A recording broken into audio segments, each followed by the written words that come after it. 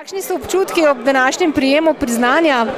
Ja, občutki so v redu, smo zadovoljni, predvsem sem pa zadovoljen, da se ta naša inovacija dobro prodaja na najzahtevnejših trgih.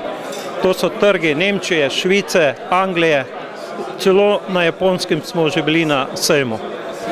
Če je mreža z današnje prireditve tudi simbol za sodelovanje, kako vi ocenjujete sodelovanje? Je to pomembno v timu znotraj podjetja z zunanjimi sodelavci?